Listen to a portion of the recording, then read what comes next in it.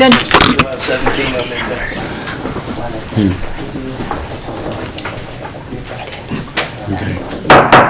Okay, we'll call the workshop to order.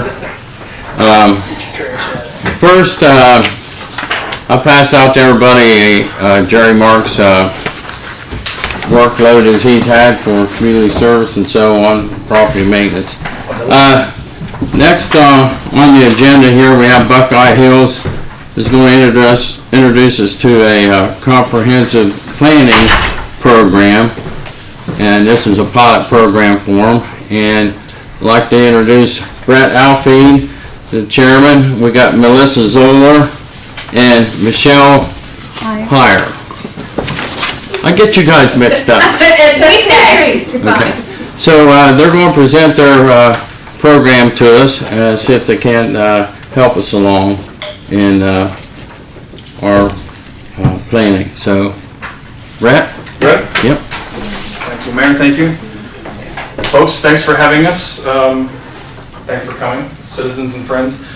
As the Mayor said, my name is Brett Alfie. I'm the Development Director down at Buckeye Hills Regional Council in Marietta.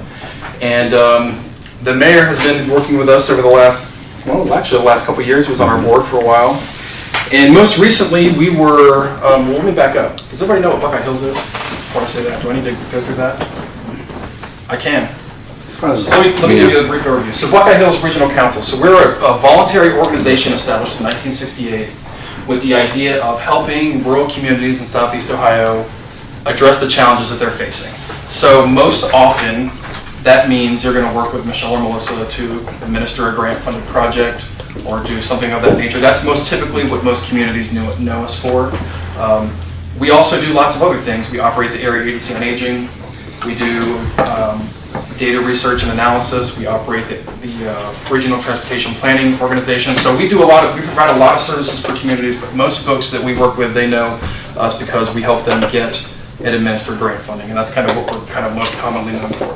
But part of what we do is also planning, comprehensive planning, and helping communities kind of align their efforts around challenges that they're facing, and that's what I wanted to talk to you about tonight.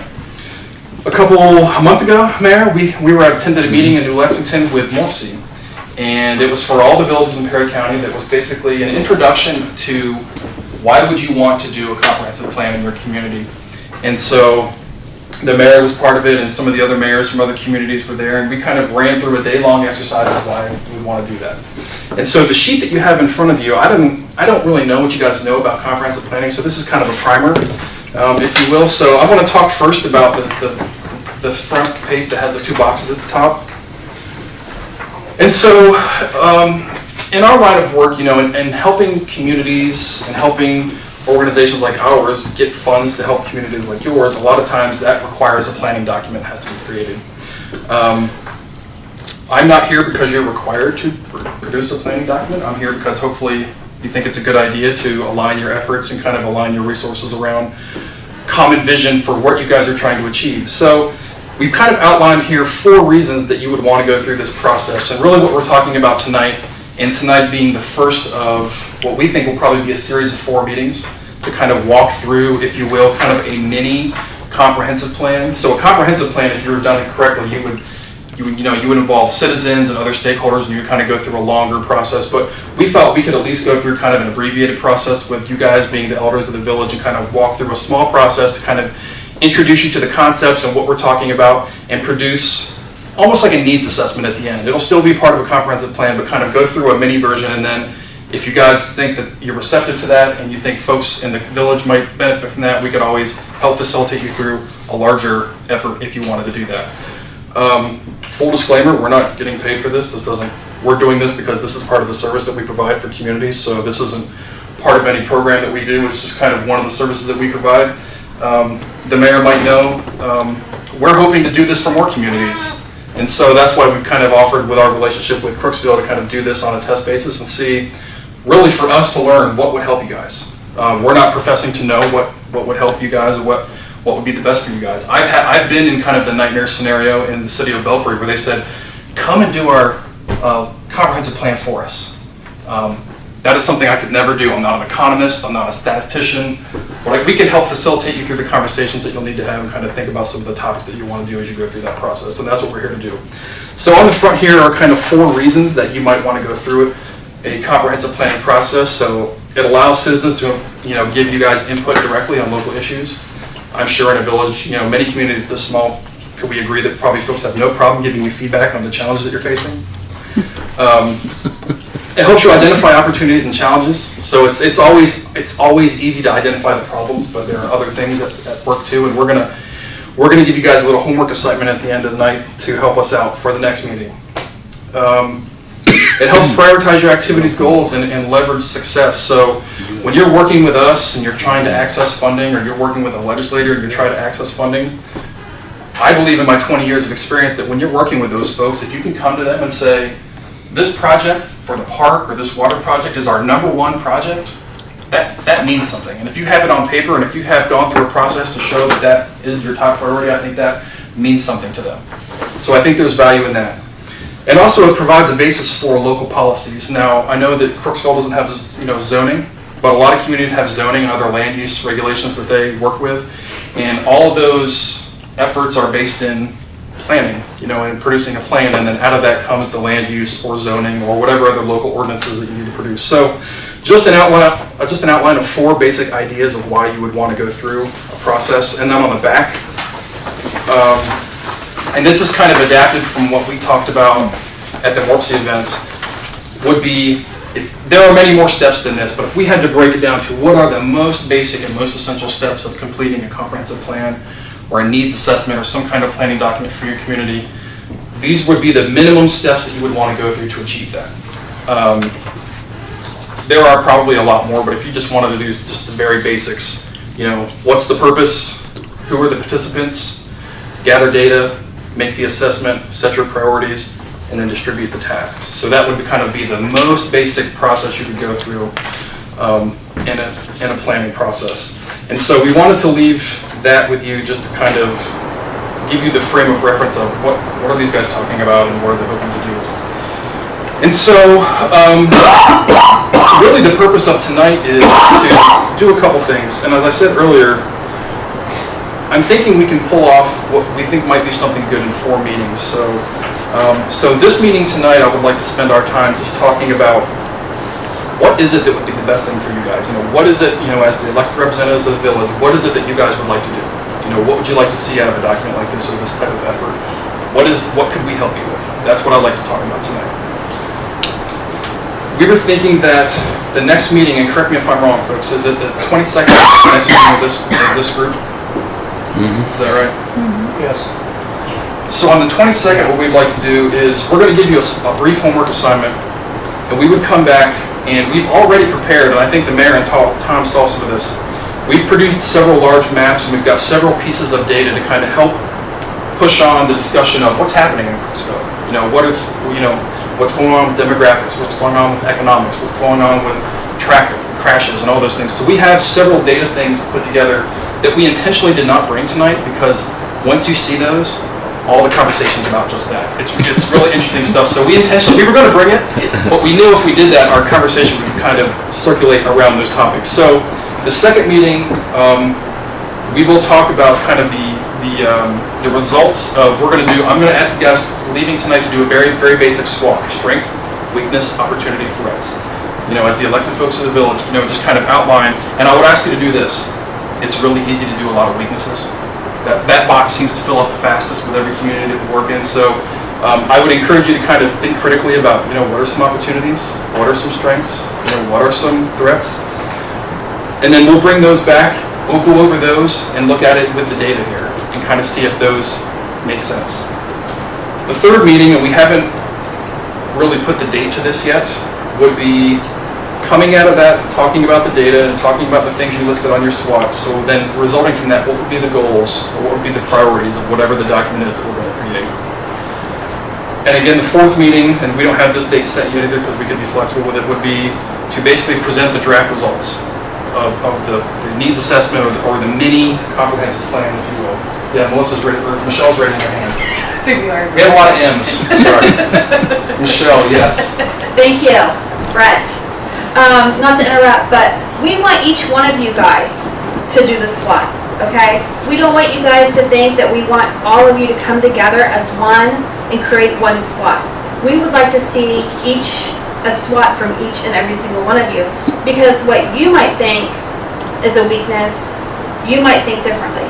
So we want to see you guys come together and do your own separately so that we can come together and create one. Make sense? So we want each and every one of you to do one. Thank you. Some other things that we can offer that I think might help in the process. And Mayor, I think we've talked about this, but I don't know if we've really talked about this officially. We have a contract with Perry County that will allow us to collect all the water and sewer data for all the communities in Perry County in our GIS system. And obviously the village is part of that. We want to do that. And so I was talking with some of our staff today, so if we could work, if you or Tom or if you and I could talk about scheduling that with Jason and getting our folks up here to collect that data, I think that would be interesting if we could have it as part of the data at some part. That takes a little bit of time to collect, so it may not be part of this process, but it'll be good for whatever you guys do after this. So I just wanted to make sure that you guys knew about that. We've had that contract for about a year, and they've had a couple priority public systems in the county they've been trying to get us to work on first, but all the villages are included as well. So I wanted to make sure that you guys knew that. Tom, we talked about that like 15 years ago. I think it was longer than that. It was. I've been here for 20 years, so I know it's been a long time. Yeah. We had hair back then, so. Yeah. But anyway, so we're excited about that, and we're gonna, we've done that for Somerset. We've done that with probably a dozen other communities in our region, and it's been pretty beneficial. So the commissioners were pretty gracious. They had some additional funds left over, I think, from the tax revaluation, and they contracted with us to do the whole county. So we wanted to make sure that you guys knew that, and make time and make sure we make a plan to do that. So, so that's, I don't want to talk too much, but so this is why I kind of want to ask you guys, just on the surface, what do you hope to get out of this? What can we do to help you? What do you think would be beneficial for you on the end of this when we get done? And I'll give you a couple examples. Some communities, when they go through this process, the purpose is to come out of it with a prioritized list of projects that they want to pursue funding for. That's a good goal. Maybe it's a prioritized list of activities that you just want to see happen in the village, and maybe they're not all projects, but they're more, hey, we're going to spend our time and effort as a group working on these kind of prioritized items. I would also ask you, don't limit your thinking to things that we can just do. So I have to catch myself sometimes, because I find myself thinking when I'm talking with folks, okay, is this an ARC project? Is this an EDA project? Is this a public works project? And really, we're thinking beyond that. So we're not here to just help you on just those things that we can get funding for. If we can provide resources or be a sounding board or do research or provide other services to you on other things that you're facing, let that be part of the conversation. So don't just limit it to those things that we can traditionally help with. We want to do more than that. So don't limit your thinking to just those things. And with that, I'll just kind of open it up for comments or questions from anybody, if anybody has any questions or comments. And really just kind of, you'd like to get your opinions on what you think you might like to see. This process is for you, and we're really trying this out for you guys, and we're putting it together for you. Our idea is, we would like to get a kind of core 4 or 5 pieces of action together that we could do in any community. So we could come up with kind of a mix of kind of basic things that work to get you guys to where you want to go. We could really do this process in any community. There's 57 municipalities in our 3,600 square miles, so there's a lot of folks out there that can do this. And I don't know what's pushing this, but we're seeing a lot of interest in this right now. I mean, I've been out there for 20 years, and a lot of folks aren't really overly interested in taking time to do planning. So it's exciting and it's interesting. So with that, I'll stop talking and let you guys talk to me or ask questions or talk to each other. So, and if I have any questions, if I've missed anything, please, if anybody has any questions, please feel free. So. Well, I have one question I wrote down already. Okay. You may give some help explain that. Okay. And what's the importance of zoning? We don't have any zoning. Is that important, or is that not important to a small village like ours? It can be very important, and the reason is you're typically doing that because you want to promote certain type of development in certain places in your community, or you want to prohibit certain types of development in other places. For example, I live in Marietta, and it's a kind of a historic downtown, and there's always seems to be fussing about trailers. You know, so we've got, you know, a residential neighborhood, and you've got like traditional house and traditional house, traditional houses, and then somebody buys a lot and puts a trailer in there. And that's, you know, we do have some pretty stringent zoning that you can't do that, but that's always an ongoing thing. Same thing with, you know, we have establishments that have liquor licenses, and they can only be in certain, by zoning, they can only be in certain areas of town. So it can be important if you want to promote, you know, certain, hey, this is our commercial part of town. We really want to do just commercial things in here. So, you know, we don't want a lot of primary residences or upstairs residences or whatever. So it can be a tool. I'll be quite honest with you, a lot of other communities, they feel like their opinion is, this is America, Jack, and don't tell us what to do. I mean, there's a lot of communities that kind of take that perspective as well. There has been one community, Beverly in Washington County, they had zoning and actually repealed the whole thing several years ago. So it can be an important tool. I think you have to give the message right. I think a lot of people look at zoning as you're trying to tell me what to do with my property, and obviously people don't appreciate that. But I don't think it's intended to be like that. There are very few communities in our region that have zoning. Just to be quite honest with you, out of our 8 counties, I'm thinking there's maybe 10 communities or less that have zoning, I would say. So it can be important, but I think the way you present it and the way you establish it is all about it's all about that.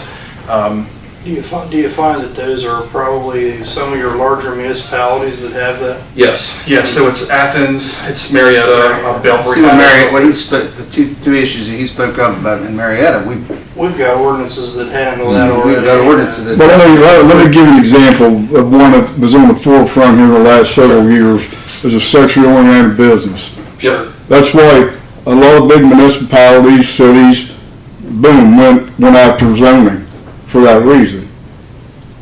I mean, you don't want one of those on Main Street downtown or what have you. So that really spurred a lot of zoning and cities and what have you. It was a big. Right. But what I was getting at is the two issues that you talked about Marietta has, and you addressed it through zoning, we addressed through ordinance. Sure. Yeah.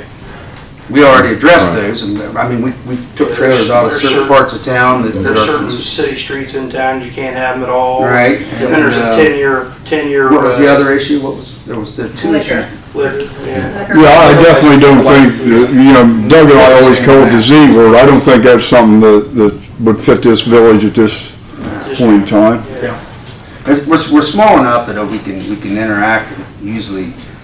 Yep. Like you mentioned those two problems, we kind of addressed and attacked. That's how you attack. And we also did the sign ordinance back when Drew Taylor was putting signs up all over New Lex. Yep. That was If you recall, we went through all the procedures, everything in the SOB ordinance, and we called it. Right. But it never, you know, we never finished it. Right. And it's not always business related. I mean, like you're alluding to, a lot of it is, hey, we want to specify setbacks. Right. We want to specify where you can have certain types of signage. We want to specify certain usage heights. You know, all those types of things. So it's not just you know, business related. It's all those other kind of built environment. I think where we're at this plan, I think where Fred was at, I agree with him somewhat. Is we really like to get clarity with our plan. That's the thing. We've all got different ideas of what should be prioritized, but in all honesty, there's 3 or 4 things that pop up in every one of these council members' discussions that are in their top 5. I mean, so there's your top 3, self-explanatory. Let's get into that and get into it with a plan. That's what we're trying to do, right? Would you mind to elaborate on what those 3 or 4 things in for me? For me, I mean, go ahead. yeah, I mean, the biggest bang for the buck. I mean, infrastructure improvements. I mean, we're doing a huge water line project now, moving towards a stormwater ordinance that's going to regulate that, to where we can gain money down the road, so we can go and do new storm drainage, new curbs, new sidewalks, street repairs, basically working from the ground up, doing a little bit of an urban revitalization here from the ground up, so we can entice. And that's just on the infrastructure part That's of us. just just on the infrastructure part for us. We also are aware, most council members are aware, or all of them are aware, and everyone here is aware that there's a socioeconomic situation in this part of Ohio, and this area in particular is it's not the best. I mean, so The demographics are changing. demographics are not Yeah. not as good as they could be.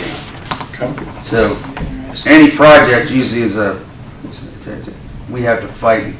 And Tom does a good job. Fred, these guys have done a great job working with you all behind the scenes that I know they've done in the past. That's big strength is we're small, but it's also a weakness. Yeah, sure, manpower, just. But, I think you'll agree with this, that most communities have that infrastructure. Sure. Water, sewer, sidewalks, streets, and we're tackling them. I mean, the water line's coming right now. We're in the process of replacing that. So, once the sanitary's done, then of course you can pave and do sidewalks. Well, I looked a little bit beyond that, like housing. Yes. I don't feel we have adequate housing. Housing stock, like you don't have enough housing, or just. Yeah, I mean, you got senior housing, you got low income housing, but you don't have housing per se to, I'm gonna say bring white flight or bring who in, or you've got deteriorating homes, you got vacant homes, maybe 80, 90 vacant homes within a village. Housing's a big issue. And it's the area that we're in, the older style homes. Yes. The infrastructure point, Tom, is an interesting one. Just Friday, we released a report that said we took a look back over the last year and we did what we were calling an infrastructure survey. And really what we're trying to do is be ready, should there be a bill from the United States Congress for infrastructure. I know the Trump administration has talked a lot about that. And so kind of like the Recovery Act in 2009, we weren't really ready for that. We as Buckeye Hills, when they kind of came to our door and said, shovel-ready projects, there was a lot of late nights at Buckeye Hills trying to figure out where those projects were. And so in an effort to try to be ready for that, since there's talk about it, we want to try to be ready. So we look back, so we published a survey for about 8 months that said, hey, if you've got a big tech infrastructure project out there, let us know about it. We also took a year's worth of Appalachian Regional Commission projects and Ohio Public Works Commission projects and kind of said, what's unfunded infrastructure in our region? 55 projects, $60 million worth of projects, and we didn't even have to look very hard to find that much. What we know is only about 50% of the communities in our 8 counties take advantage of the funding programs that are out there. So I would say it's probably safe to say that the annual uninvested infrastructure need in our region is probably $100 million a year, ongoing every year. I mean, we reached back 1 year and found $60 million without even trying.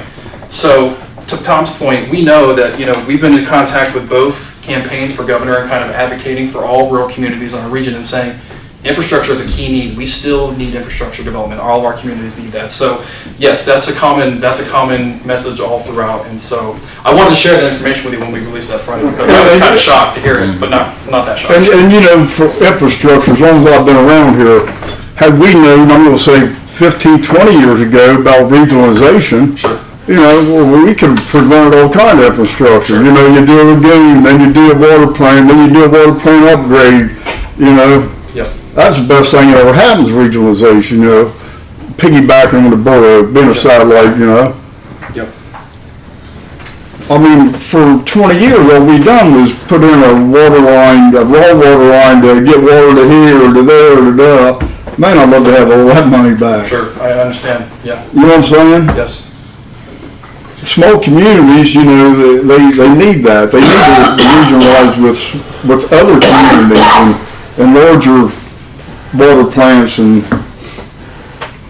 But in the same breath that Tom, that process took a long. We went the route of exploring every route possible before we did. Well, yeah, because Burr Oak even has surface water at the time, and Right. but in my eyes, and don't take this wrong, but I know what EPA has to see down the road before they make rules and regs. You know what I'm saying?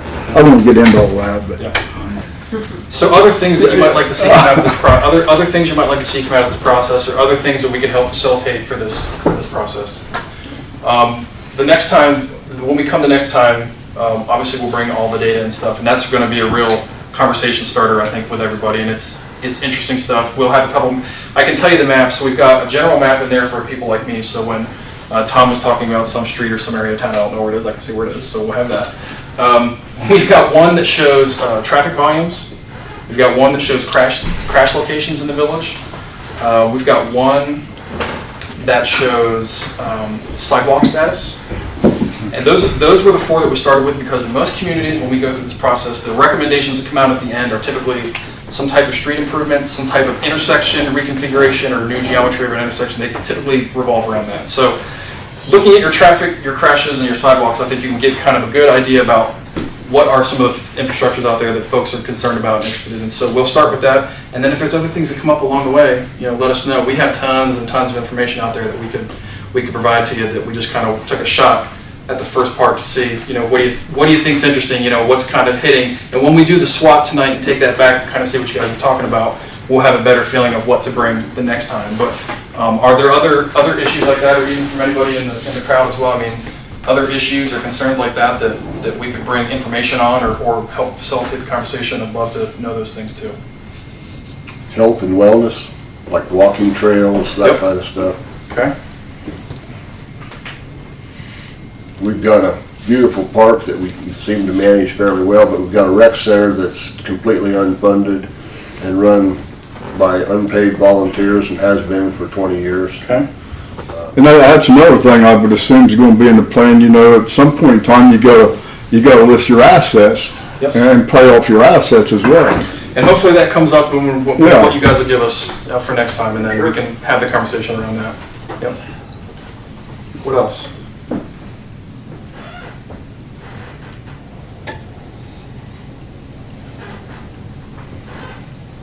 Does the schedule that we're proposing sound feasible? Yeah. Do you want to go longer? Do you want to do it faster? Do you want to? Because I figure after we do I this, guess I'm going to ask this. Yes. Give me the difference in a comprehensive plan and what most communities call a master plan. So a master plan, in my opinion, just for Yeah, me, just a for your master opinion. plan includes, we're planning out into the future, including land use improvements. So not a comprehensive plan means we're kind of taking stock of our assets, they can be anything, and we're setting some priorities and goals for action. A master plan is saying, not only are we doing that, but we're also making efforts to say, this is going to happen over here, we're reserving this area for this activity, we're going to do specific activities over in this part of town. And so that's kind of, to me, always more closely related to land use also. So since you guys don't have zoning or anything like that, you could still go through those processes and say, hey, we'd really like to try to, draw certain types of businesses to this type of town, or we'd really like to, improve housing in this part of town, or those kind of things. I mean, those could all be part of what we're talking about. So I think those two things are pretty close in nature, but to me, when I hear master plan, I'm thinking in 50 years, we're hoping that we have our town, looks like this, including these type of very specific physical improvements in the town. That includes landscape architecture and all those things that are part of it. So, For years, and I don't think it's even a requirement anymore, but for years it was you was required to have a 5-year capital improvement plan. yes. We talk about that all the time, and I'm smiling because I know you guys hated that. You guys being citizens of Southeastern Ohio, not you guys, but people in Southeastern Ohio really hated that. It was really great for us because that was the only thing we got that let us know what communities we're working on, because they're not really doing these plans. And I mean, am I wrong? I'll let Michelle No, speak. you're perfectly right. And so when we Was it not at once upon a time a requirement? Sure, Ohio Public It Works. You didn't get funding if you didn't have a capital improvement Yep. plan. Yep. And so Michelle and I, we've had this conversation for years. When we became a transportation planning organization for ODOT, we agreed that we would at some level keep the CIRs going in public works, because that helped us inform the transportation conversation with ODOT. I mean, they've brought rural communities to the table through Buckeye Hills and said, what are the needs of rural communities? And the only way that we can get some of that is through those CIRs, because there aren't a library of plans out there that communities have put together for us to go to and say, the village of Roseville, they have these assets or they have these needs. We don't really have that. CIR was really the only place we were getting that. So we're kind of keeping that on life support in our region, but other regions aren't requiring it. So what are you doing per se with ODOT? So we are a regional transportation planning organization. So I'm gonna say alternative transportation would go through you? the planning, yes. Yeah, planning. So you guys are familiar with what MORPC is? Yeah. Perry County is a new member. So we're basically a rural little brother. They're an MPO in a metropolitan area. We're an RTPO for rural areas. The only difference is they have money that they can allocate directly to projects. We don't. Not yet. Money. And so, but the good thing is this, and if you guys have ever heard me talk before, and when I think about Buckeye Hills and what we do for the region, it's like a pie, right? So our pie has community development, economic development, senior services, data analysis, planning, things that we're talking about now, but the part that was always missing was transportation. If a community like Crooksville had a transportation issue and they called us, our best thing was call District 5. That was really the best advice we had. Now, as a transportation planning partner, we have an active role in that planning stuff that goes on with ODOT. And so we have an opportunity to be at the table when all those projects are happening, when all those decisions are being made. We have an opportunity to have a unified voice for our communities that we never had before. So, and that happened just because we kept asking. And finally, they recognized it. It was in federal statute for a long time. The MAP 21 transportation bill happened, and that's when we came into the transportation planning board for ODOT. So it started as a planning, or as a pilot project in 2013. It ended in 2015. The governor designated us in 2016, and we've been doing it ever since then. So it's been a great addition to what we can do and kind of the conversation we can have on behalf of communities, because before that, we were just at the mercy of, they would tell us when projects would happen, and we'd say, okay. Here was the perfect example of why that means something. The village of Caldwell, which is in Noel County, north of Marietta. If you've ever been north on 77, they're exit 25 there, right off of the interstate. ODOT was planning to widen that off-ramp on 77, and there's a rule that says something to the effect of local infrastructure can't be underneath federal highway. And so they called us one day and said, our newest water lines are in where they're going to expand that ramp, and we have to move our water lines. What are we going to do? And it's going to happen in 90 days. Kind of thing. And so that kind of, to me, that crystallized in a moment why we needed that plan, why we needed to be at the table with ODOT in those kind of situations. So hopefully now, if we're having communication with our communities, we can be on the front side of that. But back then, it was just, we were able to find a way to help them, luckily, but that is the kind of situation we're trying to avoid with what we're doing with ODOT now. So it's been good so far. I see. Yeah. So you're the go-between. Yes. Yeah, that's what The voice, yeah. an extra voice. Yep. We have a transportation committee that's made up of people all across the region that have various transportation interests, from retired engineers to people that are bicycle enthusiasts, people that are interested in mobility. So we have a committee from across the region that kind of advises us on transportation issues. And so far it's been a pretty meaningful exercise for us. And Perry County is part of that. Was you able to help Caldwell get money to move those water lines? Yeah, we did. Yep. I don't exactly remember what we did, it's been so many years ago, but I do know that we helped them.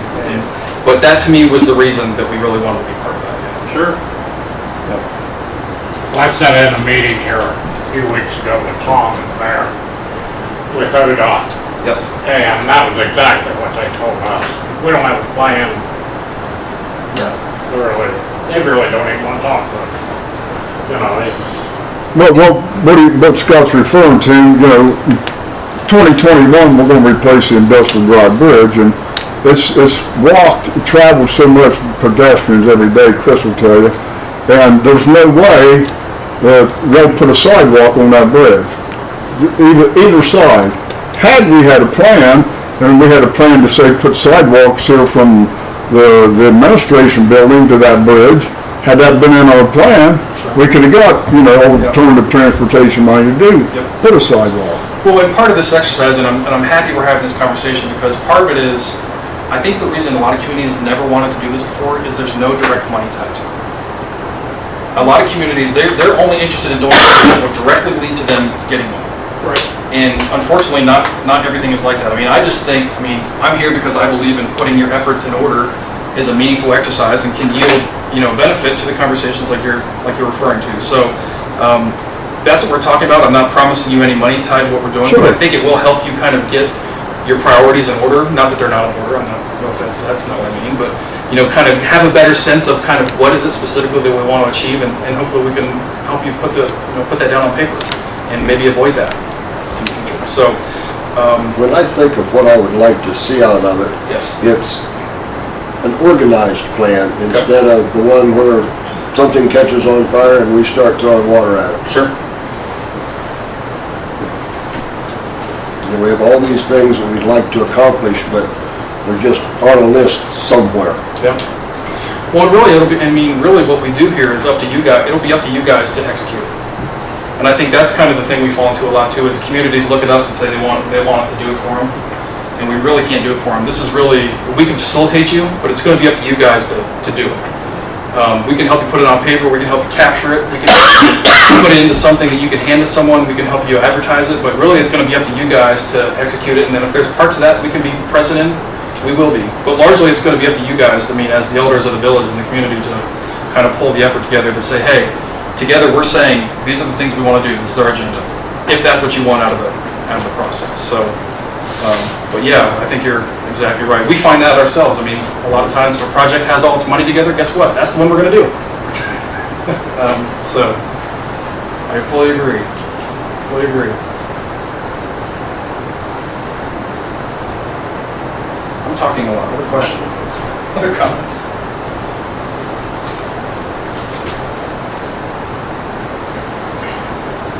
Do you have any villages that's an example of how it will be around? This is the first one we've done. So other villages have done kind of plans of their own, but this is the first one that we've really been asked to kind of be at the center of and say, hey, kind of help facilitate us through the process. So you guys will be the first one for us. And I guess if we never do it again, we'll know why. But I'm excited about this because I think it's needed. I mean, it's overdue. If I had to think about what we do at Buckeye Hills, I think we're strategic doers. We're not really, haven't historically been really strategic planners, because that's not what you guys are our members. And it's not what our members have demanded from us, but it is becoming now. So we come to you with projects, say, hey, we want to fund this, how can we get it? What do you help me out? Exactly, because this is what happens. Because this is what happens. Unfortunately, I get this. We have board members that are other county commissioners, and they'll say, Brett, what grants can I get? And to me, that's the worst question, because really what is the best way is to say exactly what you're saying. We have this project. What do you want to do? Yes. Can you help us come up with a package of funding where we could realize this project? And that's where our work really starts. If you just come to me and say, what grants can I get? Yeah. There's millions of grants you could get. But if you have a project you want to accomplish, that's what we're here to help you with. Yeah. So that makes our work a lot easier, but we spend a lot of time telling people why they can't just get grants sometimes, and that's, so sometimes you can, but not really anymore. Yeah. So, Mayor, have I missed anything from our conversations? No, good, just, Can I have so I'll leave you, I'll give you your homework assignment, Maybe. if Melissa can get it out. It's not working. I want to have. I got you. She's so nice to me. So what we've got here is just a very basic sheet that's got 4 boxes on it. And it says strengths, weaknesses, opportunities, and threats. And on the back, it has the directions for what to do when you're done. You'll notice it says, give it to Brittany. Which I'm guessing is probably always good direction around these parts. So what we, and like Michelle said, like Melissa was saying earlier, what we would like you to do is individually, and feel free, it doesn't have to be just on this paper, but we'd like you to write down, what are some strengths, what are some weaknesses, some opportunities and threats that the village is facing right now that you'd like to see covered, in this document, or like to see discussed, or you'd like to discuss with each other. This will help us understand kind of what you guys are thinking about and what's meaningful to you. And the next time when we come back, like I said, hopefully we will have these all turned in back to us, so we'll have a chance to kind of put these together. And we'll be able to talk amongst ourselves about what you guys said, and hopefully you'll talk to each other about that as well. We'll come back with the maps and the other data that'll kind of help color the conversation, hopefully. And if there are things in the meantime, so like I said, you may want to write this down, that way if you think of anything else. So I'm going to be bringing to you traffic counts, crash data, vehicle crash data, and sidewalk status. So if you have sidewalks or not, it kind of gets to your wellness question. If there are other data or other pieces of information that you might like to see on our big printed out maps, let us know, we might have it. I think, maybe this came from the conversation with Tom and Michelle and Melissa, was a lot of questions about housing. And I know that Perry County is just completing their digital parcel project, where you're going to get a lot of information about tax holders and property ownership. We might be able to pull some of that stuff in as well once it gets a little further along. We have kind of an early version of that, so we might be able to have some of that as well. But if you think of anything else that might be helpful to the conversation for the next time, I've got some cards here that I will spread around. Feel free to send me an email. It's the best way to reach me. I'm in the office sometimes. That's how I would describe it. If you have something else that you'd like to see, or if there's just a topic or a piece of information you're interested in, give us a call. We might have it. What about overall economic status of residences, income variations, buying power from the residents that are within the village? If you'll oblige me, I'll have it, and I'll pull it up and show you, but I'll have it for the next time, so talk amongst yourselves for a second. While he's pulling that up, we gave you a map that has all your village streets and stuff on it, because we were laughing because we know from the places that we've lived, we now really know what the names of the streets are. We know it's by so-and-so's house. So that way if you guys have to listen to the street, then we can go back and make sure that we know what you're talking about.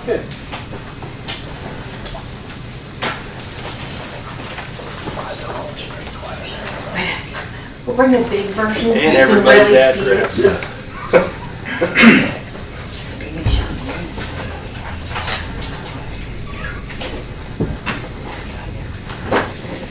So there's actually 4 things we're going to give you.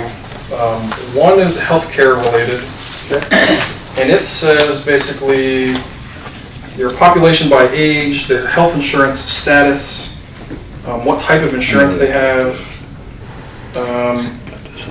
if they're on Medicare, if they're on direct purchase, if they have employee insurance, Yeah. information about their medical spending, some basic information about exercise habits, and I think that's it for the healthcare. There's also there's a marketing profile which illustrates the average household size, median age, median household income, annual household spending on things like apparel, groceries, computers, healthcare, dining out, educational attainment, so graduation, high school graduation status, college completion, other advanced degrees, a breakdown of population, as well as other spending information on like travel, sporting events, other entertainment. And then there's one more.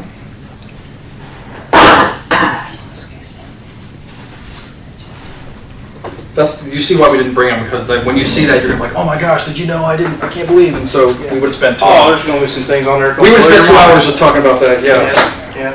And so the last one is demographics. It's loading here.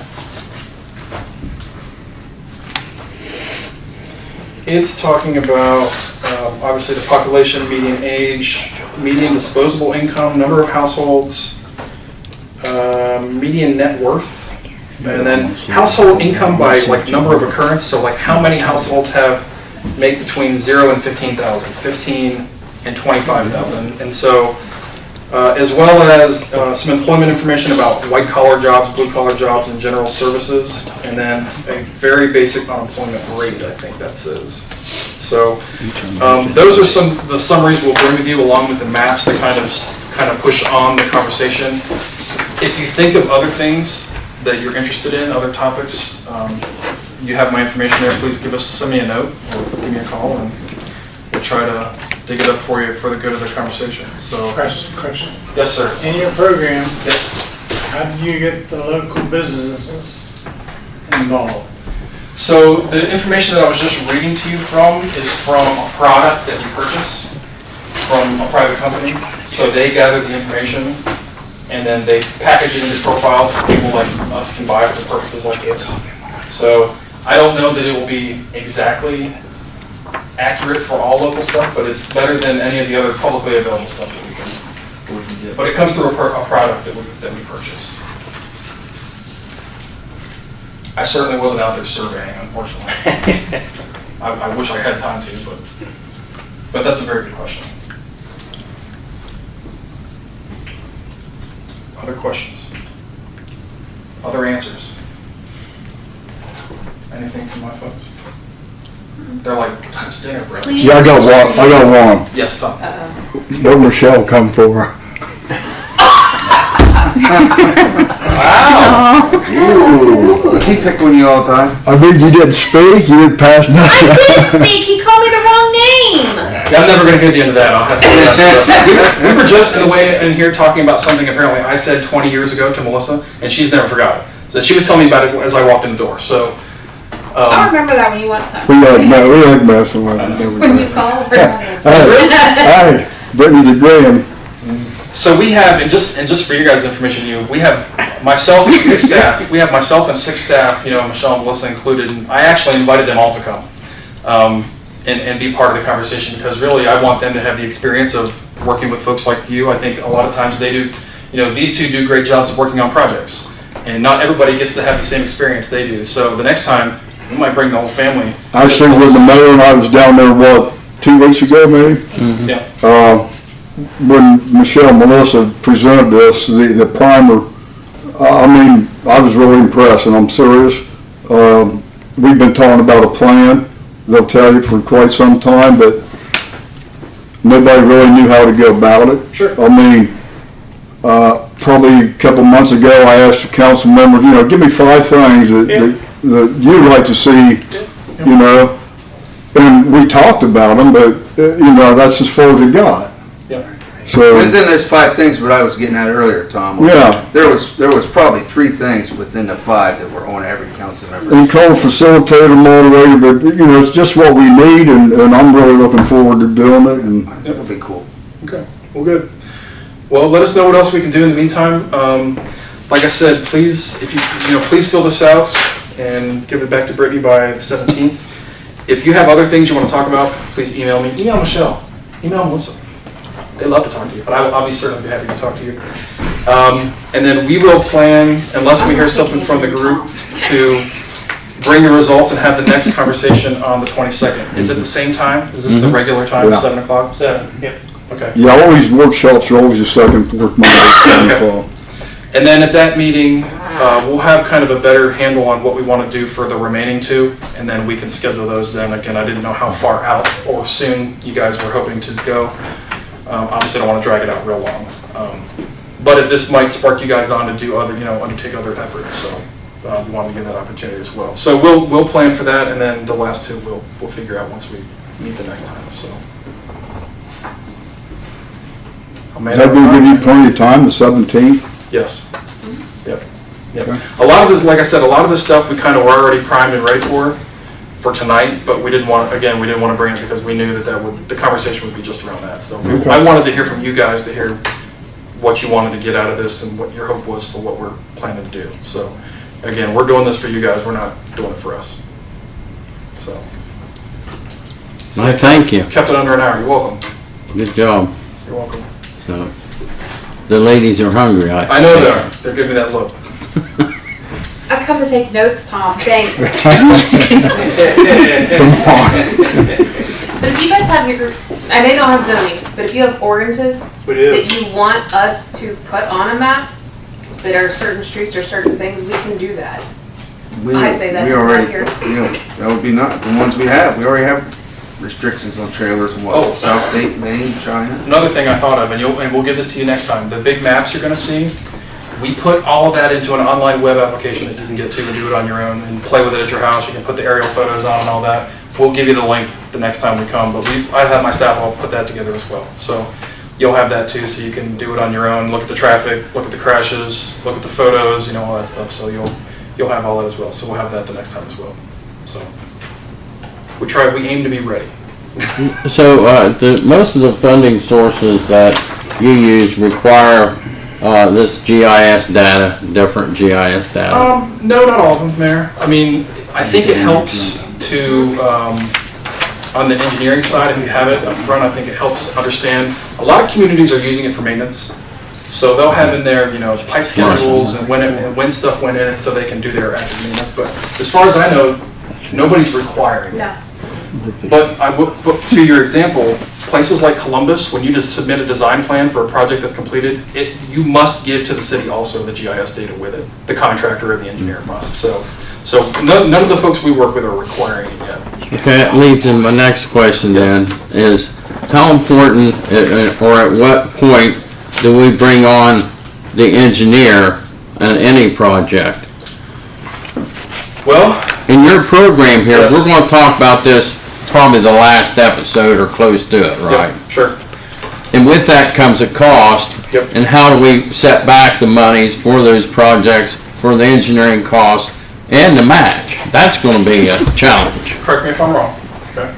They live to do this. They live to correct me if I'm wrong. That's what they do. Some programs that we have, engineering is an eligible expense as part of the project. You can have engineering as part of your project in some programs. The challenge we're facing is this. Excuse me. If you're using federal funding, there's a procurement requirement, I try to combine those words, procurement requirement that says this. And this is what happens in our rural communities a lot of times. Rural community is familiar with working with one engineer, like ME companies or somebody, and that's the engineer you work with, you've worked with them for years. And so when you want to do a project with Michelle, what do? You call up ME companies, they give you a cost estimate, because you got to have a cost estimate to do the application. Federal procurement rules say this: if that company gives you a cost estimate on the front side of the application as part of helping you put the application together, if they were not competitively procured, meaning if you didn't bid for them, they are not eligible to bid on the engineering work or any other work in the resulting grant. And that has been a huge problem with us, because in urban communities, it's no problem. Why? Because there's 50 engineering firms, or your county engineer can do it for you, or your city engineer can do it for you. And so these guys will tell you, if you're going to work with if you're going to get federal funds as part of a project you're going to do, they're going to tell you that up front. And what we've been advising folks to do is this: you can competitively procure an engineer based on qualifications without entering into a financial agreement. So you can say, we want to do this water line extension. We're looking for the most qualified engineer to do it, and it's Burgess and Nyepel, and so we go through a process, and you put out a bid, RFQ, and you review those bids and say, Burgess and Nyepel is going to be the engineer for this project. And you're not entering into a financial agreement with them yet. You're just saying you're procuring them based on their qualifications. We think that satisfies the new procurement rule. This happened to us in the midst of a project. That's how we found out. We submitted a project for a broadband project, and we were working with a consultant that was from North Carolina who had a unique product we wanted to use in this broadband project. We submitted our application to the EDA, Economic Development Administration in Chicago. They basically wrote back and said, hey, these people helped you write your application, we can't use them on the other side. And it was a sole source. They were the only person that had this thing that we needed, so we couldn't do the project. And that's how we found out. So learn from us and don't do what we did. So you don't have to do an RFP then? Yes. You do. You do? You do. It can just be an RFQ. You don't have to enter into the financial agreement. It's just saying you have the qualifications we're seeking for this project, and the financial considerations will be determined later. It's basically an RFP without the money part. What's an RFP? A request for proposals. RFQ? Request for Qualifications. qualifications. Okay. Yep. And that's been a big problem with federally funded projects. So, and these guys know that. So as you guys get into your projects, Mayor, if you're considering that, they're fully aware of that. So there was no contract, right? That's what I'm hearing? There's You no just financial go with there's an agreement, but there's no financial contract. There's an agreement that says you are the engineer for this project, based on your qualifications. So part of that, you were saying if I brought a cost estimate from an engineering firm, I can't use that engineering firm? If you did not procure them correctly. You If do. you You did the want. RFQ up front, Yeah. Okay, but if I did do a request for qualifications, Then you're Yes. good. okay, so when you do the qualifications, then do you have to do more than one engineering firm? I just can't do it, say, with ME or, You want to publish it. You want to publish it and let them Okay. know. right, you Okay. want to put it out the bid. so that's the key, it's gotta be 5 weeks thing and all that. Right. It's gonna be bad, is what you're saying. And we'll bring you a list of Yep. some of the who, what, whens, and wheres. Got to publicly announce it. What I'm describing, you want to do that before you even get the No. cost estimate for your application. Yes. You want to do what Looking. I'm describing first, very It's first. gotta be open. As soon as you know you have a Yeah. project at any level, competitively procure your engineer for the project. Say 2019, you want to do a stormwater project. Go out at the beginning of January, request RFQs. So that whenever you're ready at the end of 2019, if that's the case, you'll already have your RFQ for that engineering firm. They can go ahead and give you the cost estimate.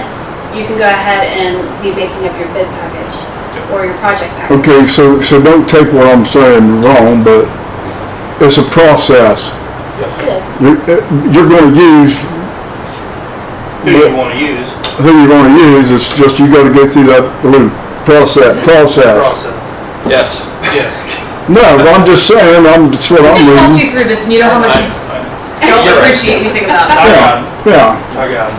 But yes. It's predetermined, you just gotta throw it out there to everybody. It's You been have real, numbers, and it's, sometimes they just work out right. yeah, this has posed a big problem, and we've actually been trying to work with some of our federal partners to say, can we get this rule changed?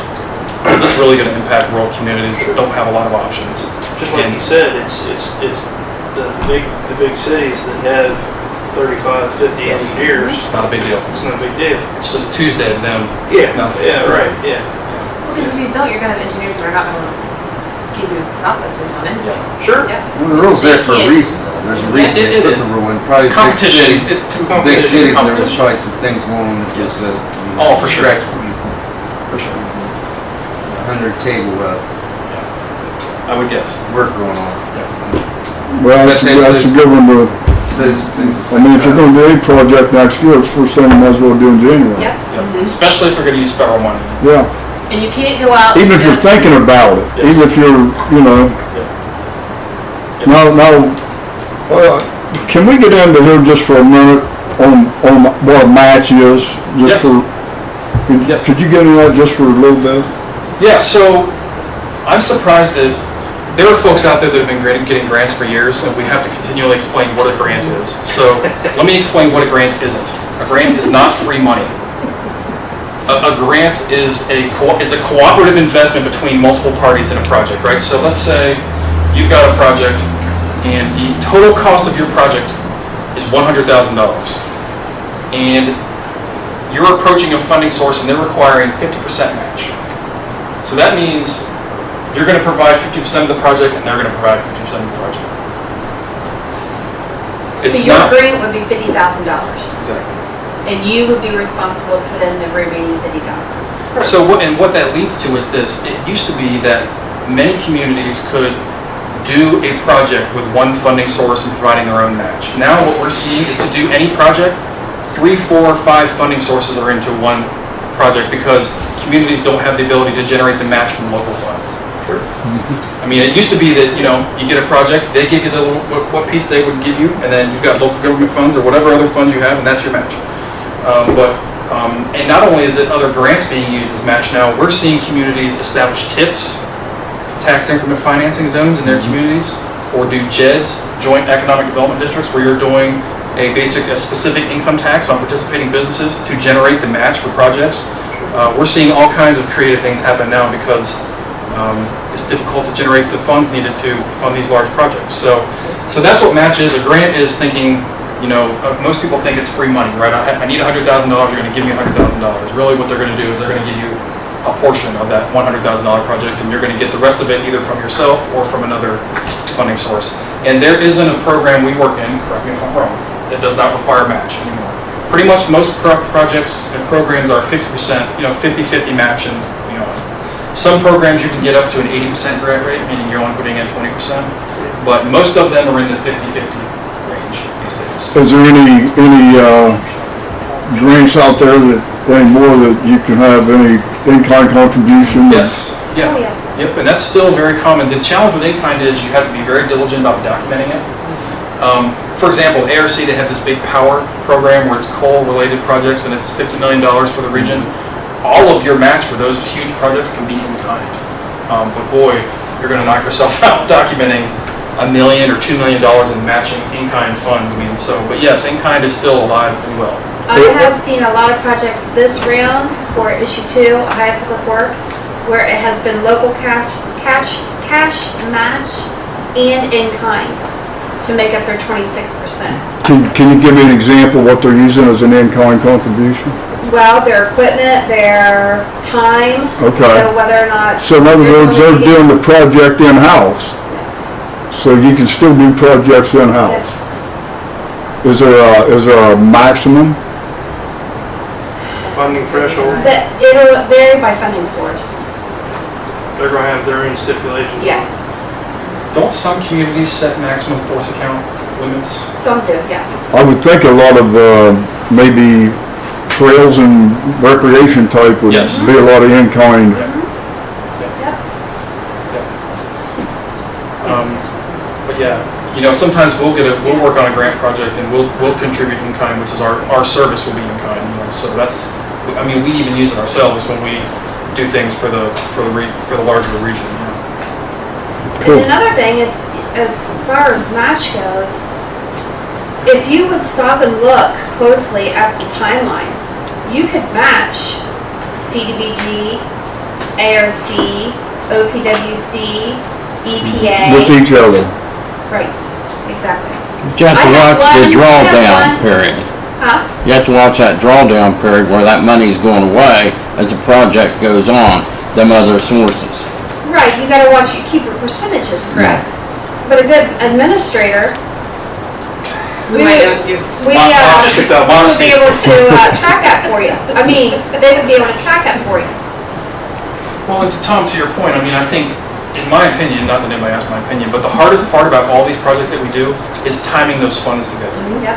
And that's what these guys are the best at. I am not the best at that. They're the best at that. But understanding when to get this money so you can get this, so we can match that, that's the hardest part. It's not even the getting it. The things you guys are doing, it's eligible for funding. And the funding's out there. It's the timing of when can you get all the other money together, and that's really working with them what you get. And you win the project. Yes. I'm administering one project right now that's less than $1 million and it has 5 funding sources in it. It's a nightmare for me as a new administrator, but good for them. Good for them. Okay, good for them. Who put that together for them, that project? That one would have been. Somebody had to have the know-how and the knowledge. I think they worked with RCAP to put that one together. Okay, I was gonna say, But, call us. Well, don't you call me. Call her. You're not up. I don't even have a card. If you call my number and go up a number or down a number, I bet you'll get one. I bet you'll get one of them. Get it? Yeah, yes. Extension numbers, Play the game. I know where the office is, I just can't get in that door, When did that come about? Well, I'll tell you the real story. We did an active shooter training, and we realized that our office was a very soft target, and so we decided to do this is Yeah. like one of those proximity locks that has a thing, so our front doors were locked. But that came from that about less than a year ago. We did that a It year was ago. crazy, yeah. It was pretty scary, and then we did the prox lock maybe 6 or 7 months ago. I'm sure that sometimes she has to go to the brewery for lunch or. What? What? Me? Thursday. Thursday. They go get lunch, man. I told you. Yeah. I took Fred there the other day. See, you Awesome. steer you wrong. Thanks, guys, y'all paid for it. Any other questions for us, or anything else we can do for you this evening? No, but this is. Thanks for inviting us. Appreciate it. Thank you. Yeah, thank you. Well, Appreciate it. Okay. Now you guys do your homework. we will. Love Get it homework. back to Brittany. Yeah, and she's gonna fill one out too, because I want to see what she's learned. Yeah, there you go. Okay. She's not exempt Thank you. to Thank it. you, folks. Thank you. Thank you. Thank you. Appreciate it. Have a safe trip back. Yeah, thank you, Thanks, folks. guys. Yeah. Yeah, be careful. Thanks, Brett. You're welcome. Very, very good, man. Now, my suggestion on returning home, we go to Zanesville, hit 70, then Yeah. 77. There's a lot better eating places that way than there is north than there is south. It's good seeing you again.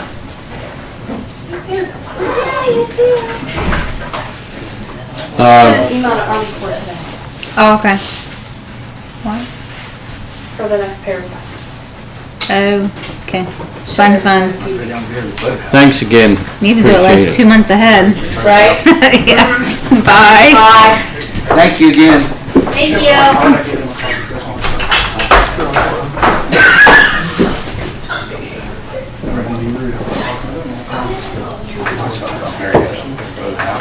Okay, Next, Brittany, what do you have here? The only other thing you have is fund summary report that was updated at the end of the day.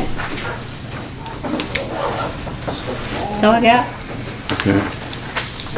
I don't know if Tom had anything or not. As far as the, data for the, looking at for municipal court, I'm still, taking it under advisement. Okay?